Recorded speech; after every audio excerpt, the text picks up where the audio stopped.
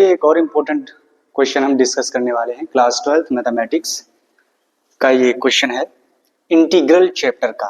तो यहाँ पर क्वेश्चन आपको दिया गया है इंटीग्रल 2 का पावर x प्लस 3 का पावर x अपॉन में 5 का पावर x दिया गया है।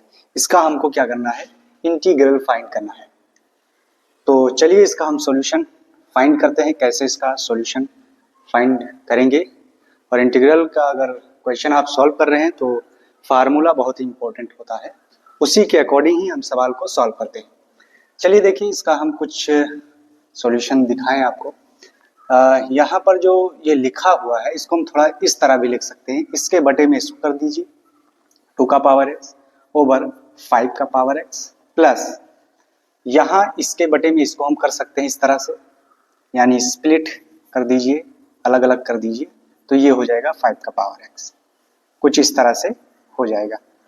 अब यहाँ पर आप देखेंगे ब्रैकेट अगर वो हटा दें तो ये हो जाएगा इंटीग्रल 2 का पावर x अपॉन 5 का power x dx plus integral 3 का पावर x अपॉन 5 का पावर x dx, इस तरह हो जाएगा।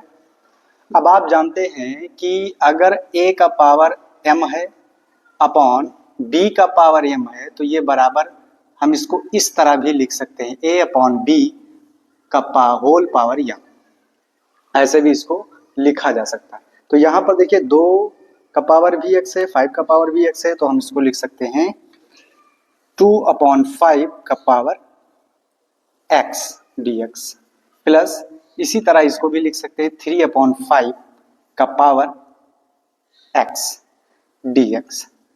ठीक, यहाँ पर हमने इसको इतना कर दिया। अब आप यहाँ पर एक फार्मूला आप जान लीजिए कि हम a के पावर x का जब हम इंटीग्रेशन करते हैं, a के पावर x का इंटीग्रेशन करते हैं तो ये हो जाता है a का पावर x हो जाता है अपॉन में log a बेस e, ये आपका होता है इसका इंटीग्रेशन a के पावर x का। तो यहाँ पर ये क्या लिखा है, ये लिखा है आपका a का पावर x, इसी फॉर्म में ये लिखा हुआ है, ये भी इसी फॉर्म में लिखा हुआ है, तो हमको इसको इस फॉर्म में कर देना है। तो क्या होगा इसका जरा देखिए, फार्मूला आपके सामने हमने यहाँ पर डिस्कस कर दिया।